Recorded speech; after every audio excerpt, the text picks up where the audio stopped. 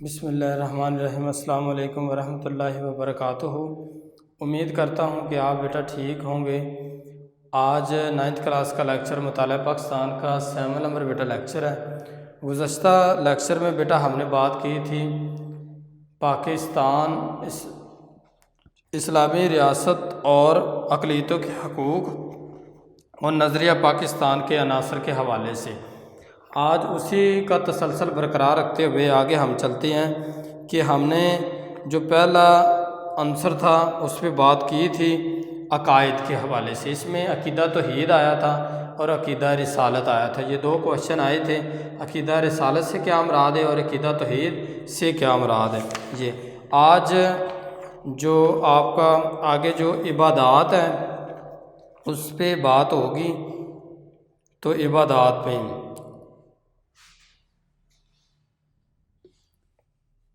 عبادات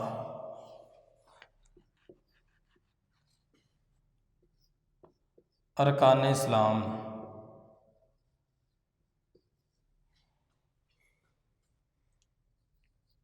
pillar of Islam, pillars of اسلام۔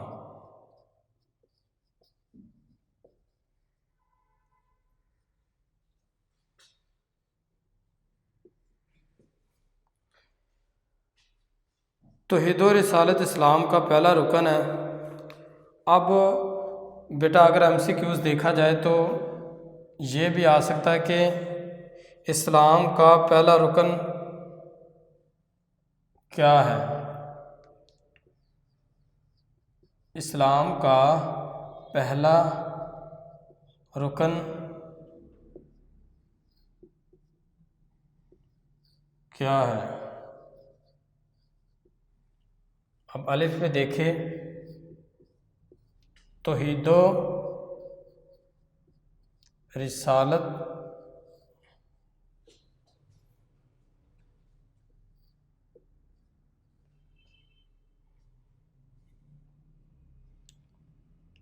نماز، جیم زکوٰۃ اور دال حج۔ اب ان پہ دیکھیں، آپ کو پتہ چل جائے کہ توحید و رسالت ہے اسلام کا پہلا رکن، نماز ہے، زکوٰۃ ہے، حج ہے۔ تو اس میں آپ کو پتہ ہونا چاہیے بیٹا کہ توحید و رسالت جو ہے وہ اسلام کا پہلا رکن ہے، تو الف پہ ٹک آئے گی بیٹا۔ آگے دیکھیں، پیج نمبر بیٹا 8 ہے آپ کا بک کا۔ اللہ تعالیٰ نے قرآن مجید میں کئی مقامات پر نماز کی ادائیگی کا حکم دیا ہے اور نماز کو مقرر اوقات کے مطابق ادا کرنا فرض ہے۔ اللہ تعالیٰ نے قرآن مجید میں ارشاد فرمایا، بے شک نماز مومنوں پر مقرر وقت میں ادا کرنا فرض ہے، یعنی اس کے لیے مقرر وقت ہے، یعنی ظہر کی نماز ظہر کے وقت ادا کی جائے گی، عصر کی نماز عصر کے وقت ادا کی جائے گی، فجر کی نماز فجر کے وقت ادا کی جائے گی، مغرب کی نماز غروب آفتاب ہونے کے بعد ادا کی جائے گی، اور عشاء کی نماز عشاء کے وقت ادا کی جائے گی۔ یعنی اللہ تعالیٰ نے اس میں وقت کی پابندی کا خیال رکھا ہے کہ ہر نماز کو اس کی وقت پر ادا کرنا سب سے افضل ترین عمل ہے۔ تو اس میں یہ بھی بیٹا آئے گا،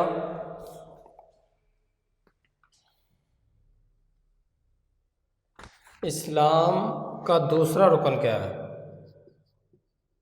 دوسرا، تو اس میں آپ دیکھیں تو دوسرا رکن جو ہے بیٹا وہ توحید و رسالت ہے، نماز ہے، زکوٰۃ ہے یا حج ہے۔ تو اس میں دوسرا جو رکن ہے اسلام کا وہ بیٹا نماز ہے، تو بے آپشن پہ ٹک لگے گی۔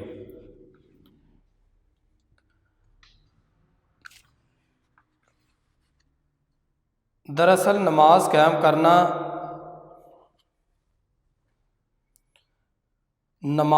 کرنا دین اسلام کو قائم کرنے کا وہ نمونہ ہے جس کا مظاہرہ ہر روز ہوتا ہے۔ اللہ تعالیٰ کی اطاعت کا ایسا ہی نظام نماز نظام نماز جو ہے وہ پورے معاشرے میں قائم ہونا چاہیے۔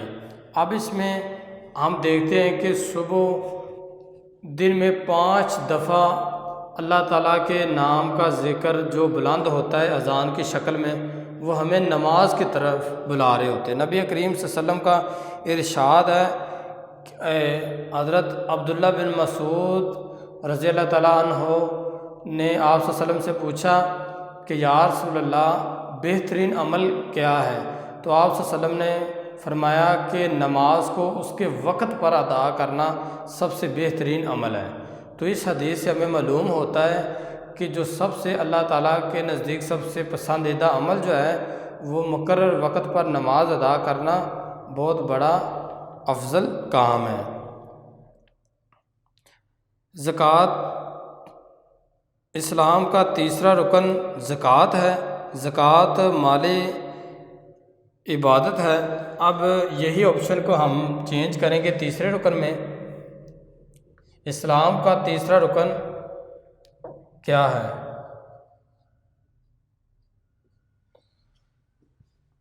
تو اس میں بیٹا آئے گا توحید و رسالت، نماز، زکوٰۃ یا حج۔ تو اس میں جیم آپشن پہ بیٹا ٹک آئے گی۔ توحید و رسالت، نماز، زکوٰۃ اور حج۔ تو اسلام کا جو تیسرا رکن ہے وہ زکوٰۃ ہے۔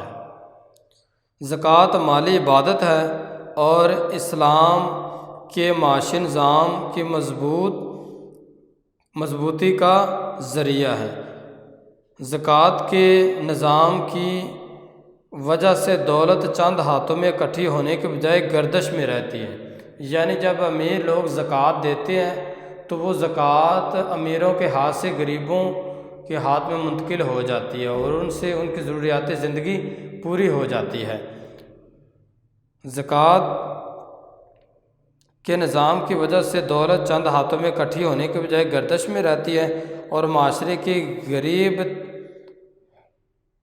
لوگ تک بھی پہنچ جاتی ہے۔ یعنی جو غریب لوگ ہوتے ہیں ان تک یہ زکوٰۃ کی رقم جو ہے وہ بحفاظت، جو زکوٰۃ کے محکمے میں کام کرنے والے لوگ ہوتے ہیں وہ اس کو بالکل حفاظت کے ساتھ مستحق افراد تک پہنچا دیتے ہیں زکوٰۃ کی رقم کو۔ چوتھا رکن روزہ ہے۔ اب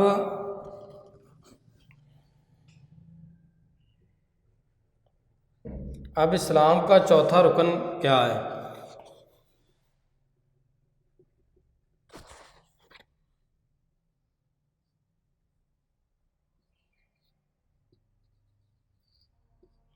چوتھا رکن کیا ہے؟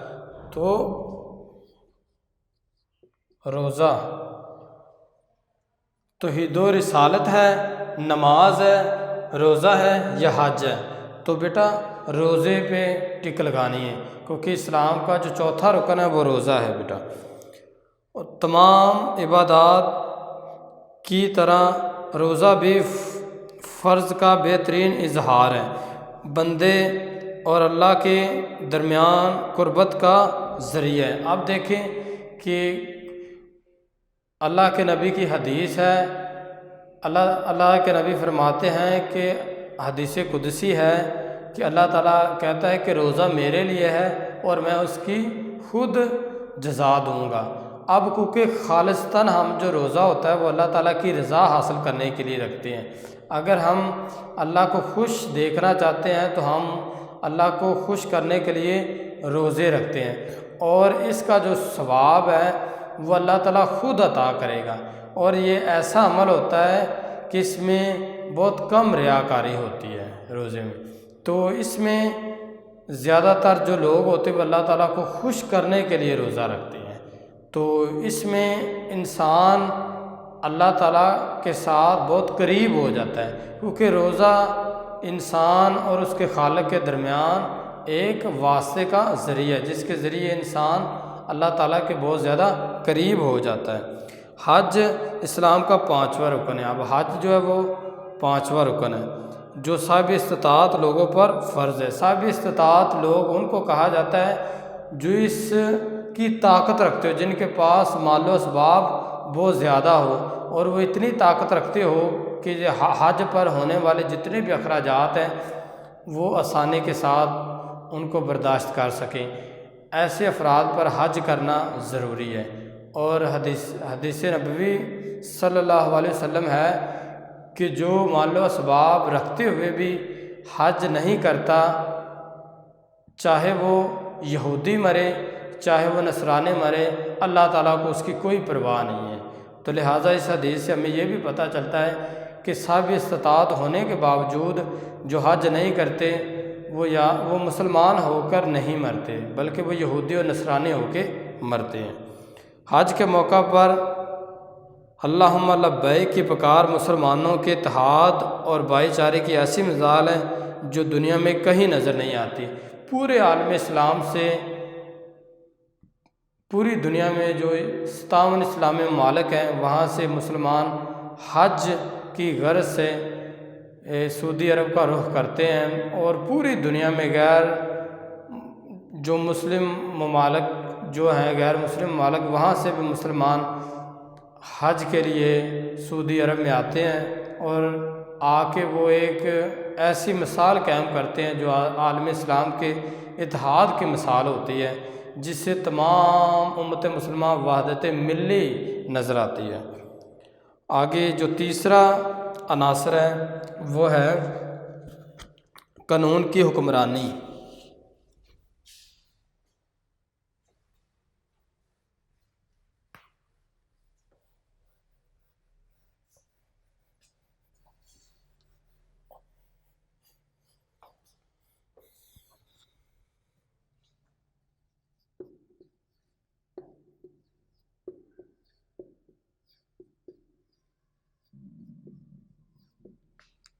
قانون کی حکمرانی، رول آف لا۔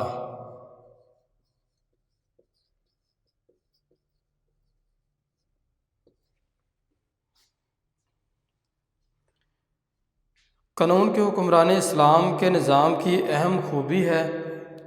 اس کی بنیاد اس تصور پر ہے کہ قانون کا سرچشمہ اللہ تعالیٰ ہے۔ اب کوشچن جو آپشن ہے بیٹا یہ بھی آ سکتا ہے بیٹا کہ قانون کا سرچشمہ کون ہے؟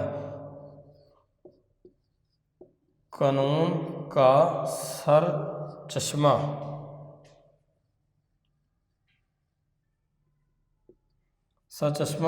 کون ہے؟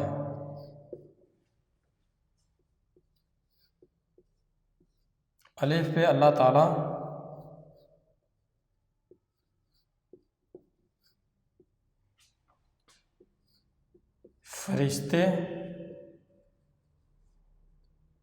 فرشتے، جیم، جن،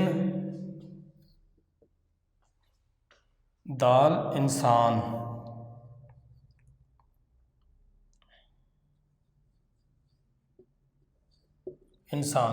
اب قانون کا سرچشمہ کون ہے؟ تو اس سے پتہ چلتا ہے کہ قانون کا سرچشمہ جو ہے وہ اللہ تعالیٰ ہے۔ تو آپ نے الف پہ ٹک لگانی ہے جہاں پہ اللہ تعالیٰ لکھا ہوا ہے۔ آگے دیکھیں، قرآن اور اسوہ رسول کی قانون کی بنیاد ہے۔ اب جتنا بھی قرآن ہے اور اسوہ رسول ہے یہ قانون کی بنیاد ہے، اور اس میں کیونکہ یہ تمام تر ہدایات جو ہے وہ اللہ تعالیٰ نے نبی کریم صلی اللہ علیہ وسلم پر جو قرآن مجید نازل کیا ہے، اور آپ صلی اللہ علیہ وسلم کی حیات طیبہ جو ہے وہ اسی بات کی دلیل پیش کرتی ہے۔ بادشاہ اور غلام بھی اس قانون کے سامنے برابر ہیں۔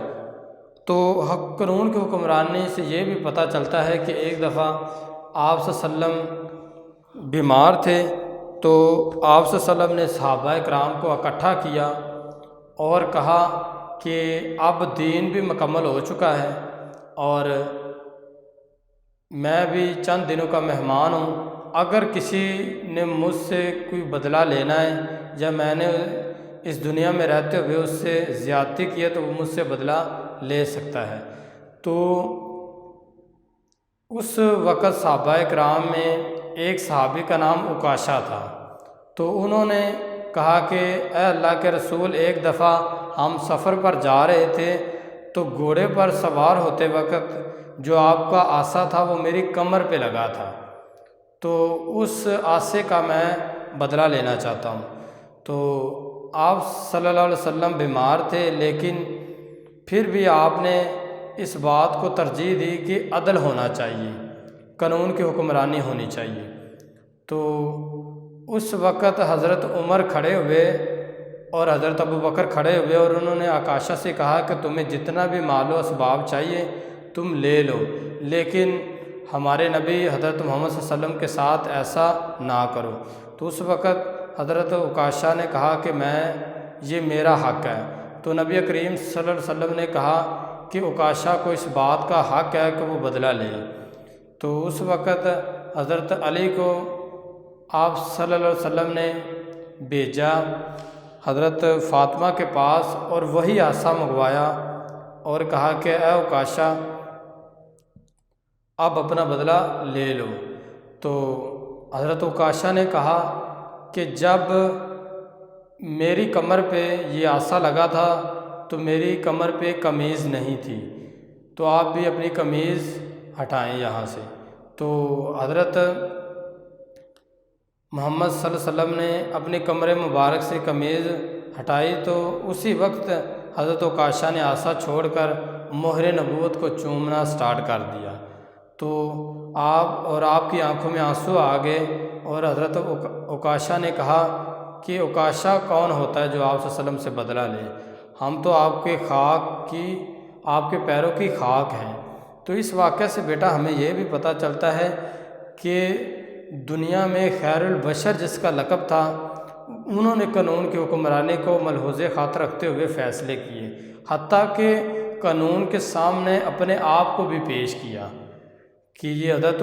اس واقعہ سے ہمیں یہ پتہ چلتا ہے کہ کوئی بھی قانون سے بالا تر نہیں ہے، چاہے وہ کتنا بڑا انسان کیوں نہ ہو، اور دنیا میں سب سے بہترین جو انسان ہے وہ حضرت محمد صلی اللہ علیہ وسلم ہے، اور انہوں نے خود اس مثال سے، اس واقعہ سے ہمیں یہ بخوبی پتہ چلتا ہے کہ قانون کی حکمرانی سب سے اوپر ہے، اور اس کا قانون کا جو سرچشمہ ہے وہ اللہ تعالیٰ خود ہے۔ تو اللہ تعالیٰ کے نبی نے خود اپنے آپ کو قانون کے سامنے پیش کیا۔